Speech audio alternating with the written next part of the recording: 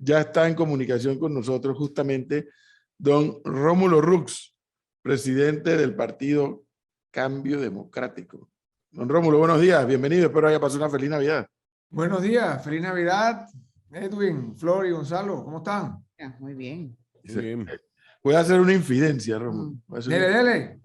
Aquí me escribe una oyente, porque vio el anuncio que teníamos que íbamos a entrevistar a Rómulo Rux, y me dice, tengo un nieto de 10 años, y me dice, abuela, si yo pudiera votar, yo votaría por Rómulo Rux. Y la abuela le pregunta, ¿y por qué? Dice, porque si él puede gobernar a 5 hijas, puede gobernar el país. Son siete en total. 7, imagínese usted. A mí me gusta, a pesar de que algunos le critican, a mí me gusta ver los TikTok que hace Rómulo con sus hijas. Gracias. La verdad que lo gozamos mucho. Sentido de familia y sentido de unidad familiar. Rómulo, la primera pregunta sería con usted, balance 2021 y qué podemos esperar los panameños hacia el 2022, particularmente de Cambio Democrático.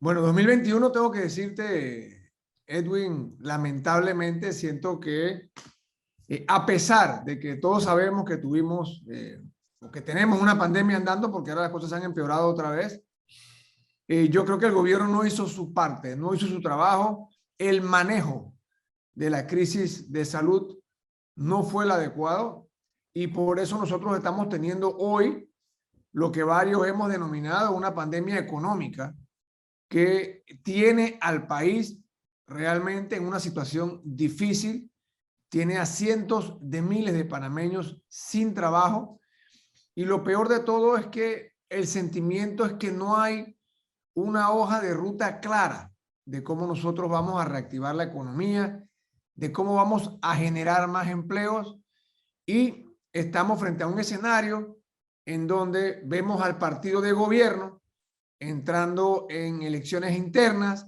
en la plena politiquería, una falta de liderazgo y eso a mí, por lo menos como panameño, para ni siquiera hablar todavía de mi rol como candidato, como opositor, como presidente de partido político, eso a mí me preocupa mucho, porque cuando yo camino el país, lo que más escucho es no hay respuestas, este gobierno no está haciendo absolutamente nada y lo poco que hacen, lo hacen desde el punto de vista político, aprovechándose de los puestos de gobierno para ayudar a su propia gente y el resto de los panameños quedan sin respuestas, sin saber qué es lo que viene.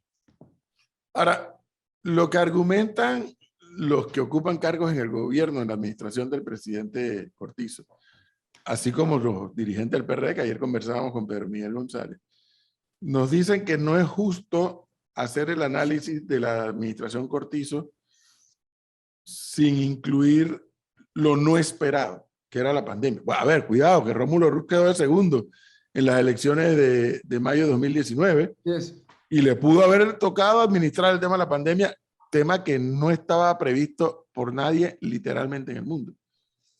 Bueno, eso es obvio, ¿no? Y yo creo que, pero tampoco uno puede hablar de que qué es justo y qué no es justo. O sea, la vida no es justa. O sea, Cortizo corrió, quiso ser presidente, fue presidente. Cuando tú llegas a ese puesto, tú tienes que estar listo para lo que venga. Y tienes que tener la capacidad de adaptarte a la realidad, a los obstáculos, a los retos. Y mi punto no es que sea culpa de nadie que hayamos tenido una pandemia, sino tú puedes elegir cómo la vas a manejar.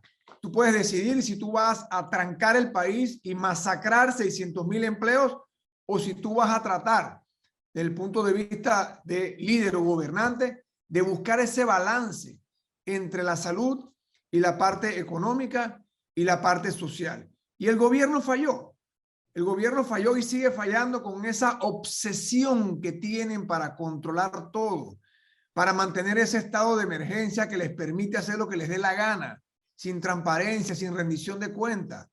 A mí nadie me puede decir que es injusto y que por la pandemia el gobierno tiene que decidir que no va a ser transparente, tiene que decidir que no va a ahorrar dinero en el Estado, tiene que decidir agarrar $10,000, 10,000 millones de deuda adicional y no decirnos a nosotros, oye, me voy a gastar la plata en esto. Eso es decisión del presidente. Ahí no hay justicia o injusticia. Eso es un tema de querer hacer las cosas bien, de querer cambiar la manera como se ha venido gobernando este país por décadas.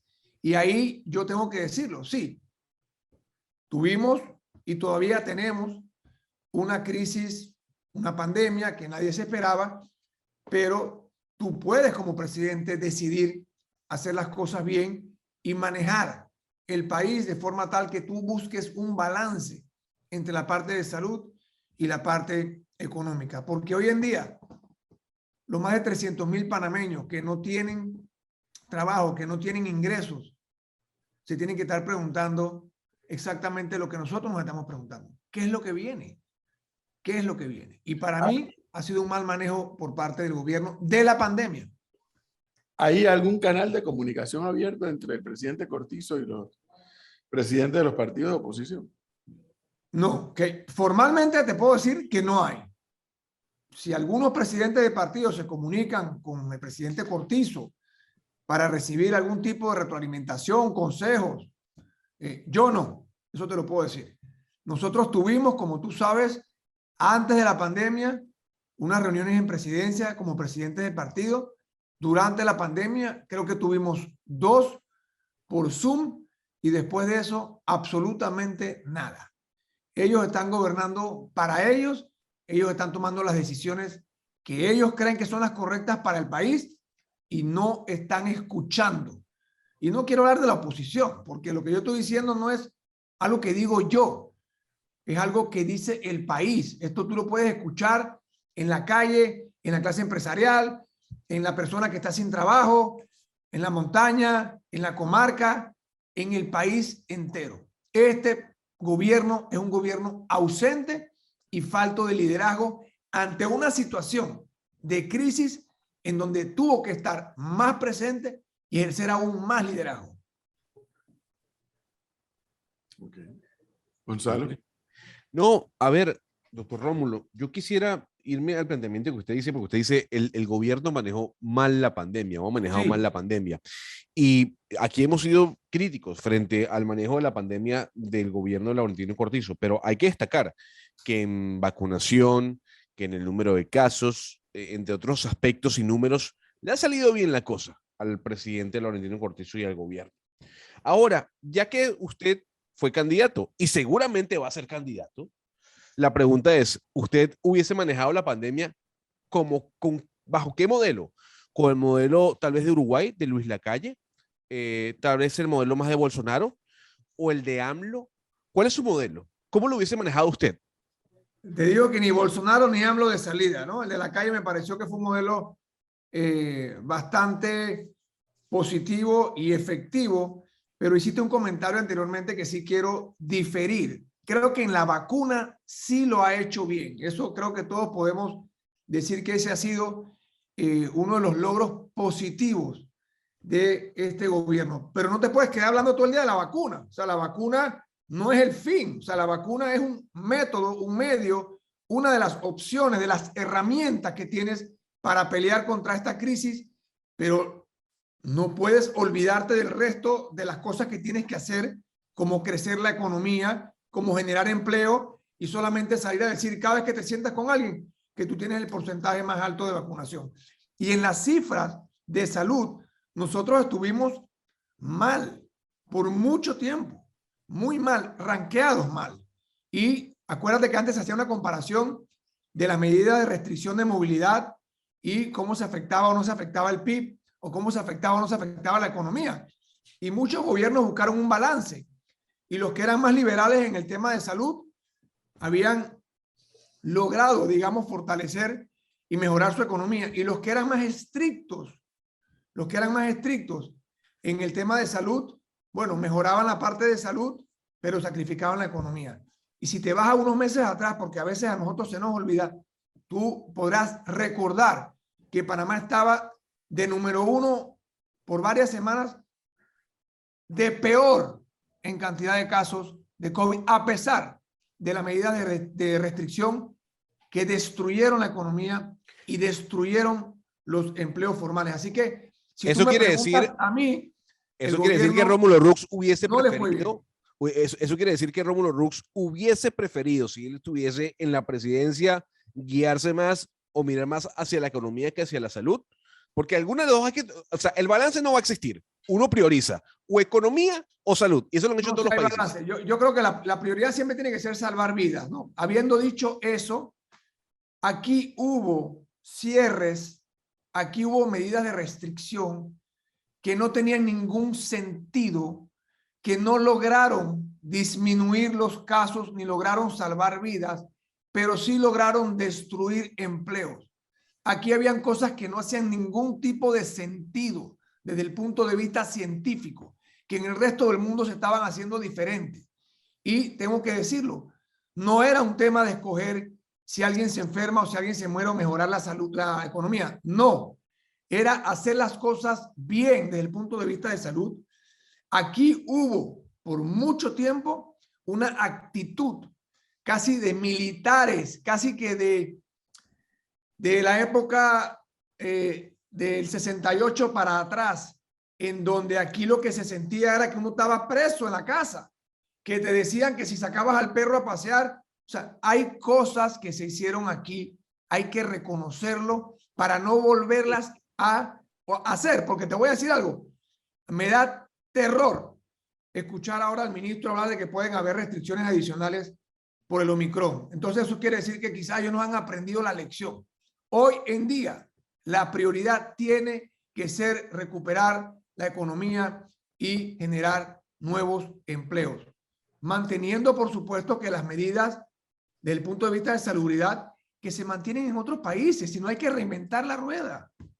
Señor Rux, pero viendo cómo se manejan en Panamá los partidos políticos estando en oposición o en gobierno, quizás a usted le hubiese ido igual que a Anito Cortizo o quizás peor. A mí me hubiera ido mejor. Yo te lo digo que me hubiera ido mejor. Claro, uno no sabe. Yo lo que te estoy diciendo es que hay cosas que uno controla y cosas que no controla. Y hay cosas que uno decide hacer o decide no hacer. Porque aquí no solamente hay que hablar del crecimiento económico, de la pérdida de empleo, de la cantidad de casos.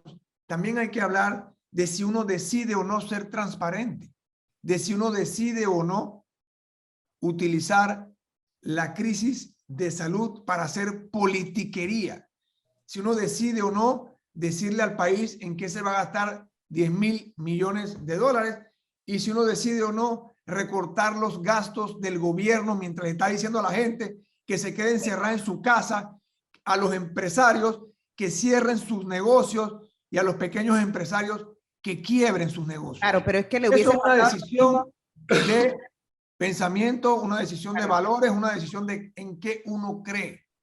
Es que le hubiese pasado lo mismo, señor Rux, porque aquí todos los partidos, cuando llegan al gobierno, actúan exactamente igual. Quizás no ponen a la gente más preparada, más que pueda hacer el trabajo como se debe en los puestos, sino que ponen a la gente que caminó política, que hizo campaña. Y al final eso va dañando la estructura de gobierno y por eso quedan haciendo cualquier cantidad de locuras que al final quedan gobiernos llamados por la oposición como gobiernos que no sirven, que no han hecho lo correcto. Yo difiero, Flor, yo creo que el que gana la presidencia de la República es el que tiene la responsabilidad de liderar el país y de tomar las decisiones. Este es un país, hay que decirlo, presidencialista y aquí los panameños votan por la persona, no votan por el partido político y reitero, o sea, a mí como presidente no me puedes decir que porque yo vengo de un partido político yo hubiera hecho lo mismo que los demás. Yo no estoy en esto para seguir haciendo lo mismo que los demás. Al contrario, yo creo que esta era una bonita oportunidad del presidente de hacer las cosas diferentes. En un partido... O sea, llevamos 2 años y medio de esto y todavía nosotros no sabemos absolutamente nada de qué va a pasar con el plan de recuperación económica. El famoso diálogo se la pasaron 1 año y pico hablando de cosas que cuándo las van a ejecutar. El diálogo de la Caja del Seguro Social totalmente estancado y una pérdida de tiempo. Las reformas constitucionales también las engavetaron.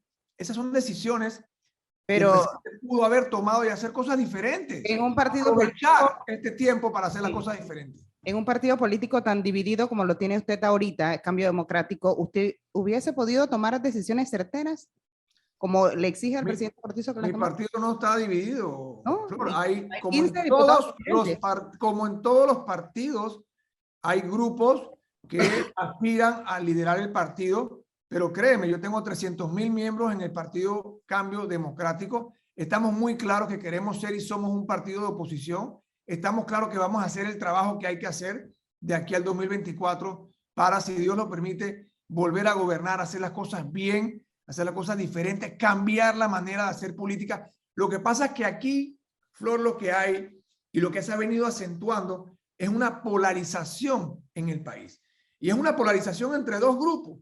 Un grupo de personas, en el que yo me incluyo, que queremos hacer las cosas diferentes, queremos un cambio real, queremos hacer las cosas bien, reconocemos que el modelo político actual ha fracasado, ha colapsado y requiere de cambios y requiere de adaptarse a una nueva forma de hacer política. Y hay otro grupo de personas que quieren mantener el status quo porque a ellos les va bien.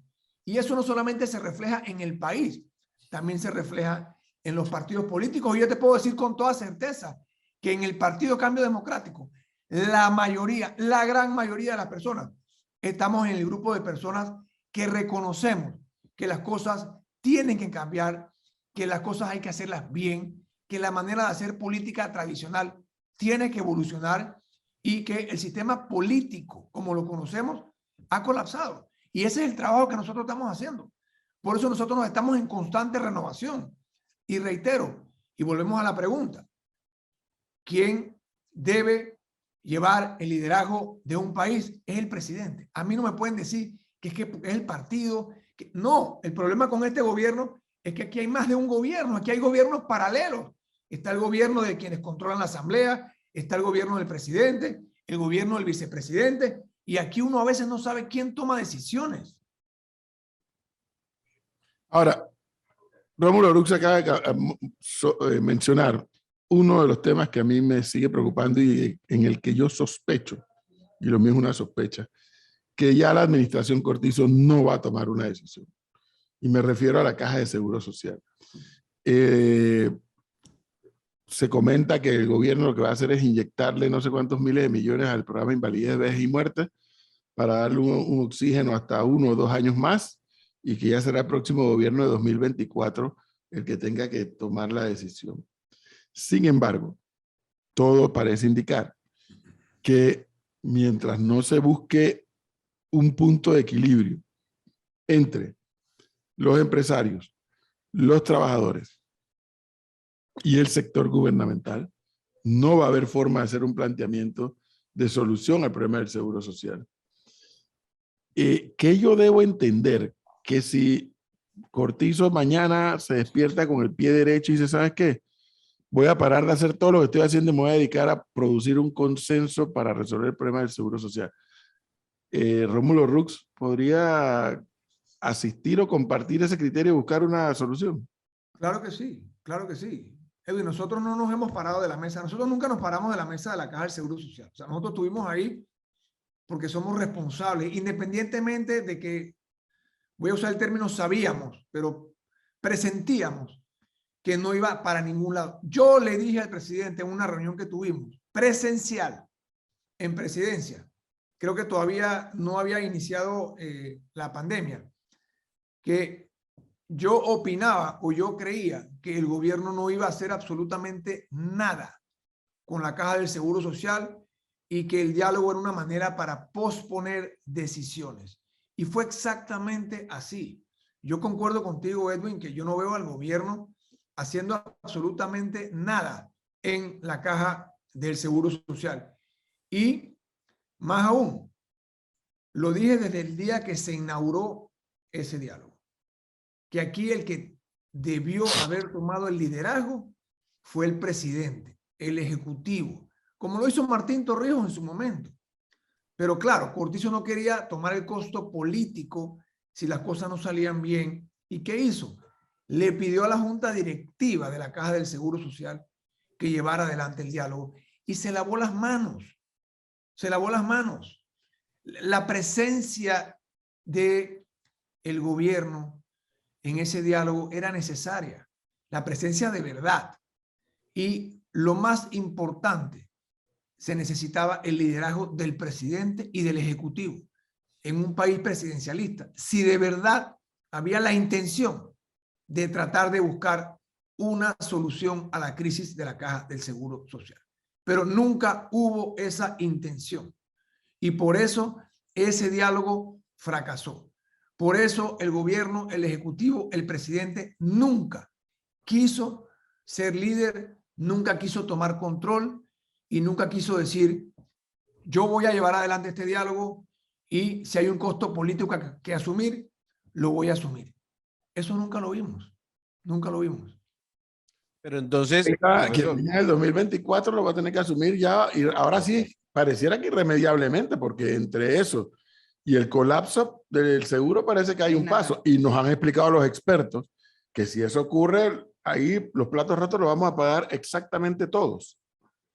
No, yo no tengo la menor duda que la solución a la crisis de la Caja del Seguro Social va a quedar en manos de la próxima administración. Y eso, planeado por este gobierno desde el día 1, de que iban a hacer lo que fuera para posponer la decisión. Y como tú dijiste, si le tienen que inyectar algo de dinero a la Caja del Seguro Social para subsistir el IBM hasta después del 24, lo van a hacer. Y hasta ahí van a llegar. Y le van a entregar las llaves al próximo gobierno y le van a decir, buena suerte. Pero bueno, ellos no van a hacer nada en este gobierno. pero señor Rómulo, el próximo gobierno pudiese estar o ser liderado por usted, si es que se lanza y si es que gana. Entonces la pregunta es, ¿qué haría usted con la Caja del Seguro Social? Ya que el planteamiento que dice el profesor, usted lo secunda, en donde este problema se va a solucionar en el próximo quinquenio, ¿qué haría usted? Lo primero que hay que decir que este no es un problema que tiene una solución, que uno va a llegar a dar la solución mágica y a girar instrucciones. Aquí tiene que haber un diálogo real. El problema, Gonzalo, es que aquí no hubo un diálogo real. Aquí hubo un show. Aquí hubo un show político. La única manera de sacar la Caja del Seguro Social adelante es teniendo una conversación, un diálogo en donde todos los sectores nos pongamos de acuerdo. Yo no creo en medidas a la fuerza porque eso va a generar otro problema y al final del día nos vamos a quedar sin la solución y con una situación aún peor desde el punto de vista social, político, económico. Aquí requerimos de un verdadero diálogo liderizado, sí, por el presidente de la República, por el Ejecutivo, porque este es un país presidencialista. Pero tenemos que sentarnos en la mesa en un diálogo real y buscar las soluciones que haya que buscar. Porque aquí tú te puedes trancar, que no quiero que se haga esto o no quiero que se haga aquello. Pero si no hay una solución, todos los panameños vamos a sufrir.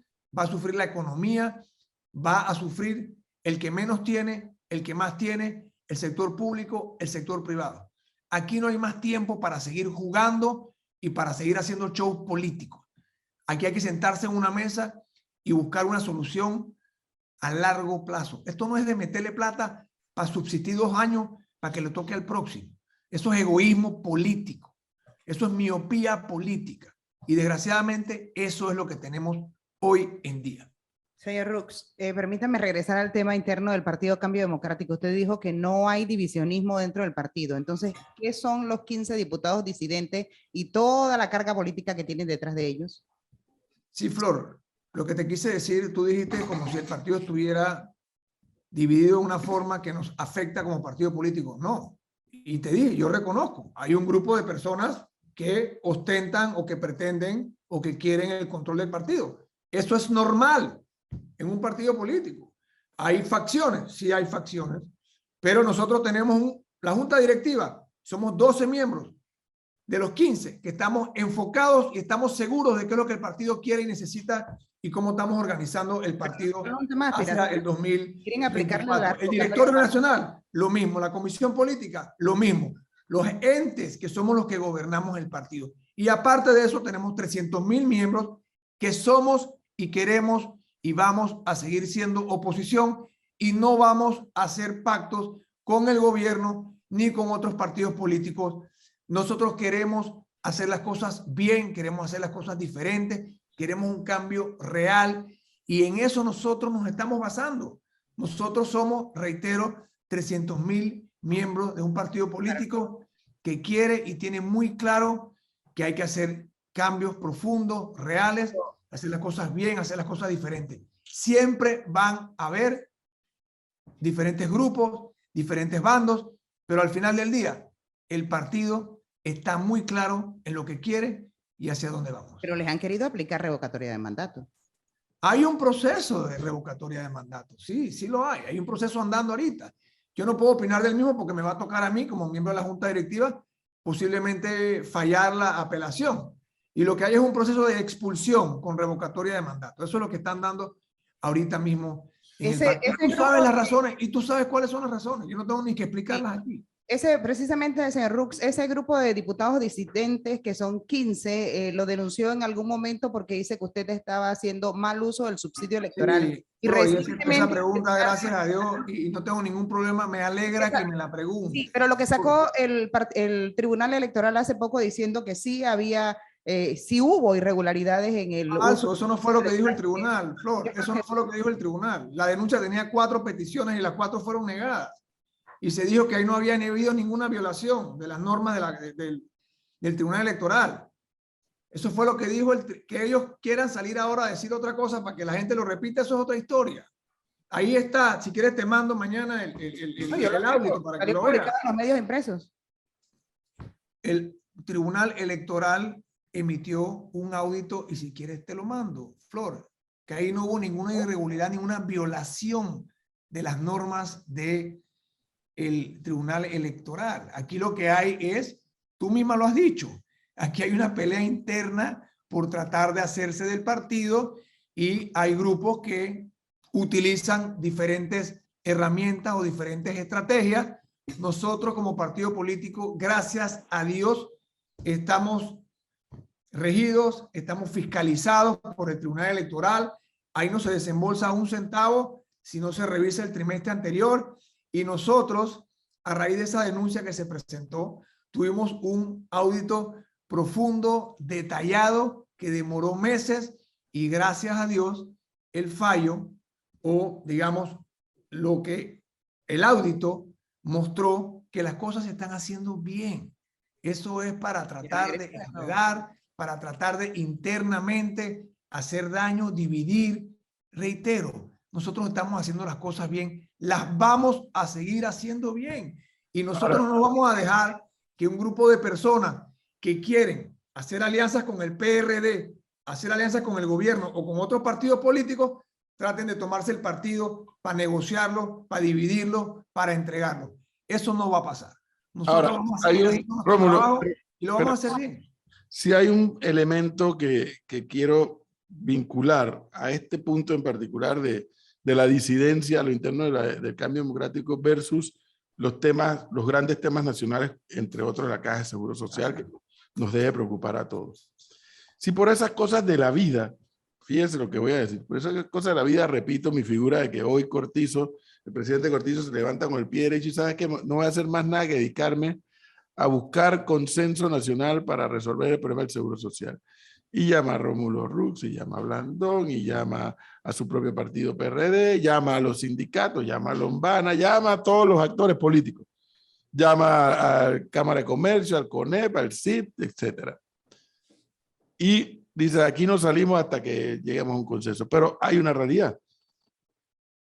Si eso ocurriese, lo que allí se produzca tiene que ir a la Asamblea. Entonces nos vamos a encontrar con una situación, estoy especulando, no digo que tenga que ser así forzosamente, que puede que Rómulo Rux acuerde algo, pero estos diputados disidentes digan, no, yo no estoy de acuerdo con eso. Y le den la vuelta o le saquen la lengua al tema. O sea, no deja de ser una situación incómoda, no, Edwin, porque mira, es una bancada que no es nada, tiene un número de diputados nada despreciable. No, y nadie ha dicho que es un número de diputados despreciable. Yo creo que lo importante, Edwin, es que ojalá el presidente tomara esa iniciativa que tú mencionas. Es lo que el país necesita. Todavía quedan 2 años y medio. Lamentablemente yo no tengo la esperanza de que el presidente lo vaya a hacer. Como también él tiene todavía la oportunidad de hacer cambios constitucionales que se requieren en el país. Y que el diálogo, cerrando brechas, que el propio presidente promovió y llevó adelante, de ahí una de las cosas que quedó clara es que se requieren cambios constitucionales. Entonces, si tú tienes 2 años y medio todavía de gobierno, ¿por qué no le dejas un legado al país? Déjale el legado de una nueva constitución o de reformas constitucionales, aunque sea que empiecen a mejorar la forma en que nosotros estamos llevando adelante la gobernanza del país. Pero, reitero, no hay voluntad. Yo opino que el gobierno está enfocado en sus temas internos, desde ya está pensando en las elecciones del 24, quiénes van a ser los candidatos, quiénes van a ser los delegados, quién se queda con el control del partido. En eso andan ellos. En un momento de crisis en el país, crisis de salud, crisis social y una crisis económica que tiene como producto la destrucción de cientos de miles de empleos formales. A ver. En eso debe estar enfocado el gobierno en este momento. Señor Rómulo, usted dice que el gobierno está pendiente de las elecciones y pensando en el 2024. Y yo creo que usted también lo está haciendo. Y bienvenido sea. Y ya que nos estamos metiendo en esas aguas profundas, y ya que usted plantea el hecho de una necesidad de unas reformas constitucionales, yo me voy a ir un poco más hacia allá. Usted, en su posible candidatura presidencial, en medio de la campaña, ¿usted estaría a favor de una reforma constitucional o de un proceso constituyente? Sí, sí. ¿Sería la bandera de su campaña? 100% va a ser parte de mi campaña, va a ser parte de mi campaña y te lo digo hoy aquí. El primer día, yo voy a iniciar un llamado a un proceso de reformas constitucionales por la vía constituyente. Y eso va a llevar, obviamente, eso es un proceso que puede demorar entre 1 año y medio y 2 años. Pero este país lo necesita. Esa excusa de que, yo no voy a perder 2 años, no. Esto hay que hacerlo. O sea, yo estoy comprometido con eso. Creo en la necesidad de hacerlo. O sea, yo no creo que este es un tema que nosotros podemos seguir pateando y que nosotros podemos seguir dilatando.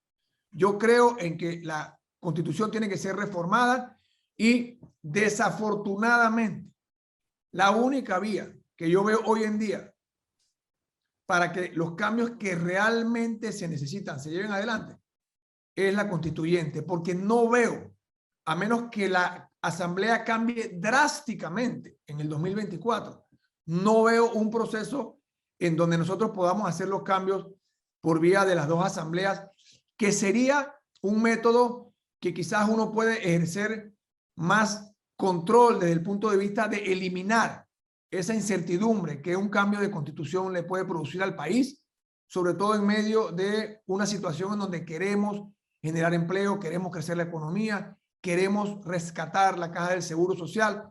Hay muchas cosas que van a estar pasando simultáneamente en el próximo quinquenio. Pero, como dije, a menos que la conformación de la Asamblea y de los que lleguen cambie drásticamente, la única forma de lograr los cambios que el país necesita es a través de una constituyente. Pero a pesar de que le va a dar una garrotera aquí en los dedos a Flor, le tengo que decir que me preocupa, Rómulo, 2 cosas. Uno, yo coincido en un punto. Para mí, la obsesión del presidente Cortizo y su equipo de gobierno para de este año 2022 hacia adelante, y para el gobierno que venga en el 2024, es la generación de empleos a través de la empresa privada. Creo que eso debe ser una obsesión.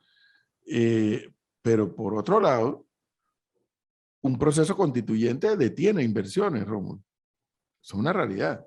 Y cuando los empresarios panameños y latinoamericanos han visto la morisqueta que está saliendo en Chile, no digo por el resultado de las elecciones presidenciales, sino por el proceso constituyente, eso puede parar inversiones. Es decir, lo que quiero llamar la atención es que la reforma de la Constitución es importante, pero parece no ser urgente. Bueno, lo que tenemos que definir es qué queremos, o sea, qué queremos como país. O sea, yo creo que sí, la prioridad es crecer la economía y generar empleo. Pero yo te pregunto, o sea, ¿tú crees que hay mayor o menor riesgo de poder lograr esa inversión extranjera privada que se necesita y se va a necesitar para impulsar el crecimiento económico, para generar empleo, cuando no hay seguridad jurídica, cuando hay una apariencia de que aquí las cosas se hacen sin que haya esa certeza de que si tú vas a invertir $1, ese dólar va a estar bien protegido, de que va a haber un proceso en donde objetivamente tú vas a participar de una inversión, en donde esa inversión está protegida, o dejar las cosas como están. Yo creo, y créeme, ese argumento, Edwin, que estás mencionando, en la campaña pasada, esto no es ningún secreto, o sea, yo abogaba por cambios constitucionales, reformas a la Constitución, pero no por vía de la constituyente, precisamente por lo que tú estás diciendo. Uno de mis argumentos era en el 2019 que me preocupaba cómo podía un proceso constituyente y la incertidumbre que eso puede generar afectar la inversión, afectar el crecimiento económico, afectar el desempleo. Pero hoy estamos, 2 años y medio después, sin una constitución nueva y tenemos una economía muy golpeada. Obviamente que hay un efecto de pandemia, pero una economía muy golpeada. Tenemos una caja del Seguro Social que está a punto de colapsar. Tenemos una destrucción de la empleomanía formal y yo creo que parte del problema que nosotros tenemos es que aquí hay, desde el punto de vista institucional, una debilidad que nos impide seguir creciendo, que nos impide atraer esa inversión extranjera o inversión interna privada, porque nosotros no podemos depender del gobierno para que el gobierno le dé trabajo a la gente. Aquí hay que generar empleos en el sector privado. Y los cambios que se requieren para que en el país las cosas empiecen a andar como debe andar, requieren cambios constitucionales. Y muchos de esos cambios posiblemente, y va a depender de cómo esté conformada la próxima asamblea, muchos de esos cambios afectan o pueden afectar, porque van a afectar los 3 órganos del Estado. Eso incluye el órgano legislativo. Y habría que ver si los nuevos diputados, la nueva conformación de la asamblea, estaría dispuesta a hacer lo que hay que hacer sin tener que ir a una constituyente. Y finalmente, don Rómulo Rux, mientras que el Partido Panameñista y el Partido PRD en este año 2022 van a tener mucho movimiento político electoral interno por elección de delegados y luego congreso, en el caso de Cambio Democrático esto será en el 2023, ¿es así? Correcto. En el 2023. Y con ese panorama en mente, Rómulo Rux abriga la esperanza de ¿qué? De que se produzcan importantes alianzas político-electorales, o piensa que el país volverá a ver 7 u 8 candidatos. Yo creo que en el 2024, y esas cosas tú sabes que se definen en el 2023, pero en el 2024 yo sí veo alianzas. Yo creo que todos los partidos, o la mayoría de los partidos que han llegado en un momento dado a la presidencia de la República, lo han hecho con alianzas.